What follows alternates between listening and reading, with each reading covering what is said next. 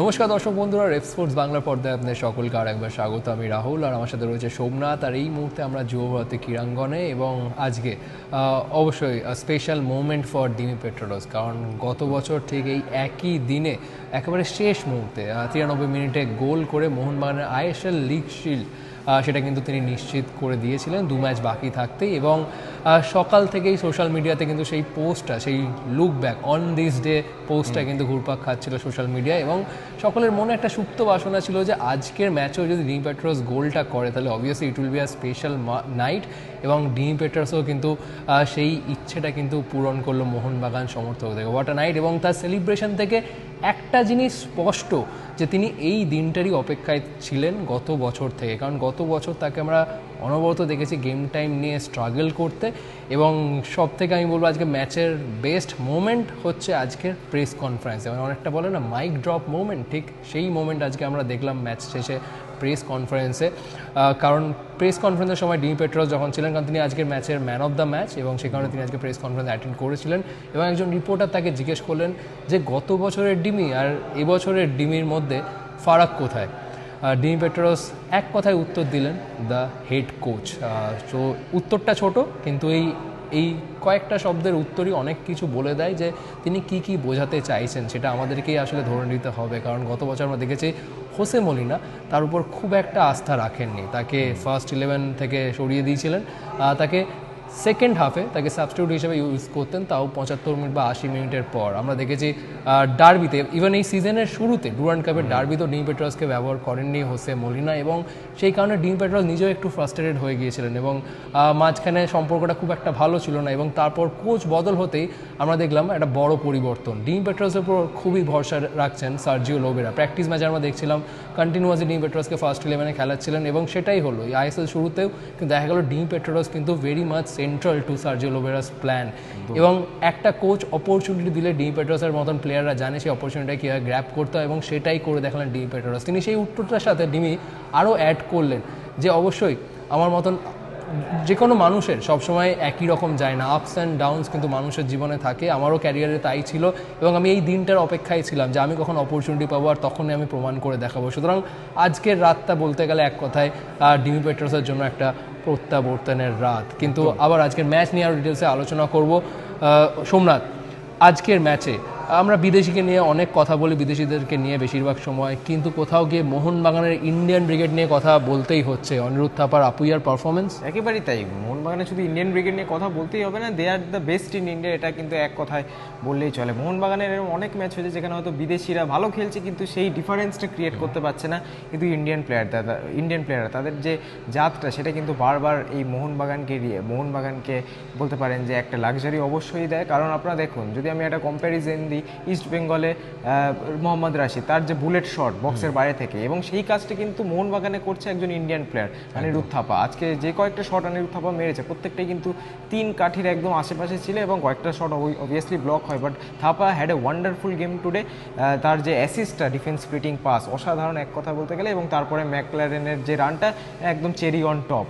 এবার পাশাপাশি এরকম যে প্লেয়াররা, যদি আমরা থাপার কথা বললাম, এবার যদি আমরা আসি সাইড ব্যাক পজিশানে, দেখতে হবে শেখ সিং, নতুন সাইনিং, নতুন প্লেয়ার মোহনবাগানের জন্য অসাধারণ, আলাদা করে কিছু বলার নেই। সিজনের শুরুতে হয়তো একটু স্ট্রাগল করছিলেন, বাট আইএসএলে বুঝতে পেরে গেছেন যে আমি আগেও আইএসএল খেলেছি, এবং মোহনবাগানে খেলতে গেলে, মোহনবাগানের এই বেঞ্চমার্কটা ম্যাচ করতে গেলে কতটা পরিশ্রম করতে হবে, কতটা ভালোভাবে খেলতে হবে। এবং এই দুটো ম্যাচে তো আমার জন্য অ্যাটলিস্ট ইন্ডিয়ান প্লেয়ারদের মধ্যে বেস্ট পারফর্মার এই দেখছি আমি অভিষেক সিং, যেভাবে মেলে ধরতে পেরেছে, এবং মোহনবাগান জনতার যে এক্সপেকটেশন সেটা ম্যাচ করতে পেরেছে। তো অবশ্যই ইন্ডিয়ান প্লেয়াররা মোহনবাগানকে একটা কমফোর্টেবল জায়গায় অলরেডি রাখে। মোহনবাগান যে স্পেন্ড করে ইন্ডিয়ান প্লেয়ারদের উপরে ট্রান্সফার মার্কেটে, এটা কিন্তু একটাই প্রমাণ যে এই কোয়ালিটিটা কিন্তু একেবারে ইন্ডিয়ান প্লেয়ারদের উপরে টাকা স্পেন্ড করলেই পাওয়া যাবে। একেবারেই তাই, Indian brigade is a difference maker for Mohun Bagan. এটাতে কিন্তু অ্যাগ্রি করলেন সার্জিও লোবেরো আজকে প্রেস কনফারেন্সে। কারণ আপনারা এই আইএসএলে যদি দেখেন, বেশিরভাগ টিমরাই কিন্তু মিডফিল্ডে বিদেশিদের উপর নির্ভর করে, এবং তার সাথে সাপোর্টিং রোলে তারা ইন্ডিয়ানদেরকে কিন্তু খেলায়। এবং হোসে মলিনা কিন্তু এই একই বিষয় নিয়ে কিন্তু তিনি কমপ্লেন করে গেছিলেন যে এই মোহনবাগান একটা বিদেশি মিডফিল্ডারের দরকার, নাহলে যেই সমস্ত টিমরা লো ব্লক খেলে বা মিড ব্লক খেলে তাদের অ্যাগেনস্টে পেনিট্রেট করা খুব মুশকিল হয়ে যাচ্ছে। কিন্তু সার্জিও লোবেরা তিনি এসে কিন্তু সেরকম কোনো ডিমান্ড করেনি, তিনি এসেই বলেছিলেন যে এই টিমকে নিয়ে তিনি খুব খুশি, এবং তার এই টিমে যথেষ্ট ম্যাটেরিয়াল রয়েছে রয়েছে চ্যাম্পিয়ন হওয়ার জন্য, এবং তিনি কিন্তু এই আপুইয়া আর থাপার উপর কিন্তু ভরসা করেছেন, এবং আজকের ম্যাচে কোথাও গিয়ে বলবো আপুইয়া আর থাপা কিন্তু সেটা দেখিয়ে দিয়েছে। I think top notch performance. আগের ম্যাচে আমরা যদি কথা বলি, তারা অনবরত ডিফেন্সের সাথে অ্যাটাকের সাথে যে লিঙ্ক আপটা করাচ্ছে, আমার মনে হয় এটাই হচ্ছে কি ফ্যাক্টর। বাট তাও কোথাও গিয়ে আমার মনে হয় আপকামিং ম্যাচেসগুলো আরও টাফ হবে মোহনবাগানের জন্য, স্পেশালি মুম্বাইয়ের বিরুদ্ধে যখন খেলবে, জামশেদপুরের বিরুদ্ধে যখন খেলবে, ইস্ট বেঙ্গলের বিরুদ্ধে যখন খেলবে, তখন আরও টাফ হবে, এবং তখন এই আপুইয়া এবং থাপার আরও কিন্তু বেটার পারফর্ম করতে হবে, এবং তার সাথে সাথে ডিমি পেট্রাডোস। কারণ মোহনবাগান মিডফিল্ডে যদি একমাত্র বিদেশি বলেন তাহলে সেটা ডিমি পেট্রাডোস, তাকে কিন্তু আরও এফেক্টিভ হতে হবে। অবশ্যই আজকে ফার্স্ট হাফ যদি বলেন ডিমিকে সেরকম কিন্তু খুঁজে পাওয়া যায়নি, একটু হলেও কম এফেক্টিভ। বাট সেকেন্ড হাফে আসলে সার্জিও লোবেরাও কিন্তু দলকে মোটিভেট করেছেন, পেপ টক দিয়েছেন, দলকে বলেছেন যে to be more passionate, Chennai যে স্পেসগুলো দিচ্ছে সেগুলো আরও ডমিনেট করার চেষ্টা করো, এবং মোহনবাগান কিন্তু সেটা আমরা রিফ্লেকশন পেয়েছি মোহনবাগানের খেলাতে। তো second half was much more better, but আমার মনে হয় আপকামিং ম্যাচগুলো আরও টাফ হবে, এবং সেখানে ডিমি পেট্রাসকে কিন্তু সেই কাটিং এজটা প্রোভাইড করতে হবে মোহনবাগানের মাঝমাঠে। বাট অবশ্যই 2-0 জয়। বাট এত কিছুর মধ্যেও এনি নেগেটিভ যদি মনে করো, কারণ সেট পিসের কথাটা তুমি মেনশন করছিলে, ডু থিংক সো? আমরা তো এই ডিসকাশনে দুটো পয়েন্ট অলরেডি মেনশন করে দিলাম। 3 নম্বর পয়েন্টে যদি অবশ্যই আসতে হয় সেটা কিন্তু সেট পিস। আমি জানি না কতজন এটা নোটিস করেছেন, বাট অবশ্যই মোহনবাগানে যদি আগের এই ডমিনেটিং পারফরমেন্সটা দেখেন আগের বছরে, সেখানে কিন্তু হোসে মলিনার আন্ডারে একটা অন্য প্লে স্টাইল, একটা অন্য টিম সেম প্লেয়ার্স বাট একটা অন্য play style, obviously tactics different থাকে, এবং সেখানে কিন্তু মোহনবাগান সেট পিসে অনেক বেশি গোল করেছে, 20টার আশেপাশে কিন্তু তারা গোল করেছে। Subhasish Bose, Alberto Rodriguez, Tom Aldred সবাই কিন্তু সেখানে সেট পিসে গোল করেছে, এবং এই বছর সেইটা খুব একটা দেখা যাচ্ছে না। স্পেশালি যদি আজকের ম্যাচটার কথা বলি, সেখানে মোহনবাগান কিন্তু অনেক কর্নার পেয়েছে, এবং সেখান থেকে কিন্তু একদম পিন পয়েন্ট ডেলিভারি, যেটা আমরা বক্সে দেখে থাকি, টম অলরেড হোক বা অ্যালবার্টো রড্রিগেজের যে হেডারগুলো হোক, হয়তো গত বছর দুটো ফরেন ডিফেন্ডার খেলছিল বলে হয়তো একটু বেশি সেট পিস ভালো করছিল মোহনবাগান। বাট মোহনবাগানে যে এই সেট অফ প্লেয়ার্স আছে বা এই স্ট্রেংথটা আছে, তাদের কিন্তু একটা মেন বলতে পারেন যে অ্যাডভান্টেজ বা মেন স্ট্রং পয়েন্ট কিন্তু সেট পিস, এবং এই সেট পিসে মোহনবাগান আপাতত খুব একটা গোল করতে পারছে না। একটা গোল তারা অবশ্যই লাস্ট ম্যাচে করেছে, টম অলরেডের হেডার, আপনারা জানেন একদম লাস্ট গোলটা কেরালা ব্লাস্টার্স ম্যাচে অবশ্যই। বাট আগেন ওপেন প্লে থেকে মোহনবাগান খেলাটা বানানোর চেষ্টা করছে, যেটা একদম proper Sergio Lobera style of play, এবং সেটাতে কিছুটা হলেও কিন্তু সাকসেসফুল আস্তে আস্তে হচ্ছে। অ্যাটলিস্ট মোহনবাগানকে কিন্তু ক্লুলেস লাগছে না একেবারেই, এবং ফার্স্ট গোলটাও বলুন কিংবা সেকেন্ড গোলটা বলুন, একদম ওপেন প্লে থেকে গোল। যত দিন যাবে, যত সেট হবে টিমটা এই স্টাইল অফ প্লেতে, তত আমার মনে হয় যে ওপেন প্লে থেকে আমরা বেশি গোল দেখবো, সেট পিস থেকে হয়তো একটু কম গোল আমরা দেখতে পারি। একদমই তাই। এবং আমার ফোর্থ পয়েন্টটা হচ্ছে অনেকটাই রিলেটেবল, সেটা হচ্ছে Jamie Maclaren. He is the target man for Mohun Bagan, এবং আই থিঙ্ক কেরালা ব্লাস্টার্সের বিরুদ্ধে তার গোলটা এবং আজকে চেন্নাইয়ের বিরুদ্ধে তার গোলটা যে কতটা ইম্পর্টেন্ট সেটা হয়তো আপনারা অনেকেই বুঝতে পারছেন। কারণ আজকে চেন্নাইয়ের কিন্তু ফার্স্ট হাফে তারা কিন্তু একেবারে বলতে গেলে কাজের কাজটা কিন্তু করে ফেলেছিল। 45 মিনিট তারা কিন্তু একবার কম্প্যাক্ট ডিফেন্স রেখে, এমনকি কোচ ক্লিফোর্ড মিরান্ডো আজকে প্রেস কনফারেন্সে এসে বললেন যে 45 মিনিট আমার ছেলেরা দারুণ খেলেছে। কারণ তিনি একটা বেশ সুন্দর ইন্টারেস্টিং দিন কমেন্ট করলেন, সেটা হচ্ছে চেন্নাইয়ের ম্যাচ কবে ছিল, ঠিক আজকে থেকে 3 দিন আগে চেন্নাই লাস্ট ম্যাচটা খেলেছে মুম্বাইয়ের বিরুদ্ধে, এবং মোহনবাগান 1 সপ্তাহ আগে ম্যাচ খেলেছে। সুতরাং রেস্টের টাইমটা কম পেয়েছে, এবং রিগ্রুপ করে ট্রেনিং করে ইমপ্রুভ করার সময়টাও কিন্তু কম পেয়েছে চেন্নাই। সুতরাং চেন্নাইয়ের কাছে ডিফেন্সিভ ফুটবল খেলা ছাড়া আজকের ম্যাচে আর কোনো কিন্তু অপশন ছিল না, নতুন করে আর সেরকম কাজ করতে পারেনি ক্লিফোর্ড মিরান্ডা, এবং সেই কারণে ডিফেন্স টাইট রেখে মোহনবাগানকে আটকে দেওয়ার একটা পরিকল্পনা ছিল ক্লিফোর্ড মিরান্ডা। সুতরাং সেই জায়গা থেকে জেমি ম্যাকলারেনের সেই ফার্স্ট হাফের অ্যাডিশনাল টাইমে যদি সেই গোলটা জেমি ম্যাকলারেন না করতে পারতো, তাহলে আমার মনে হয় দ্বিতীয় হাফেও চেন্নাই সেই একই পরিকল্পনা নিয়ে নামতো, এবং মোহনবাগানের জন্য কাজটা অনেক কঠিন হয়ে যেত। সুতরাং ম্যাকলারেন বলতে গেলে ক্লিফোর্ড মিরান্ডা সেই পরিকল্পনা কিন্তু একেবারে ঘেটে দিয়েছে।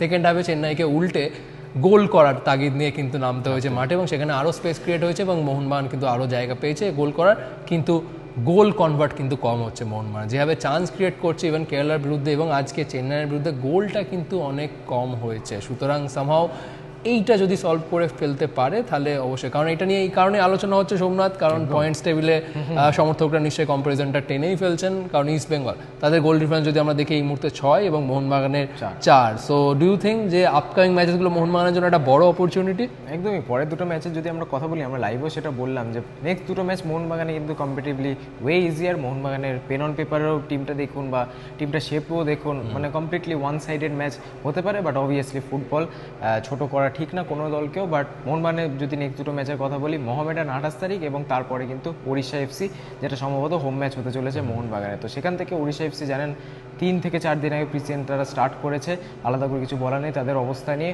Mohammedan disappointing football. লাস্ট ম্যাচে যথেষ্ট খারাপ ফুটবল তারা খেলেছে, তার আগের ম্যাচে হয়তো ভালো ফুটবল খেলেছিল, বাট মোহামেডান তারা কি যুব ভারতীর মতো এত বড় গ্রাউন্ডে, তার উপরে ইন্ডিয়ান প্লেয়ার্স, তারা কি মোহনবাগানের টিমটাকে আটকাতে পারবে?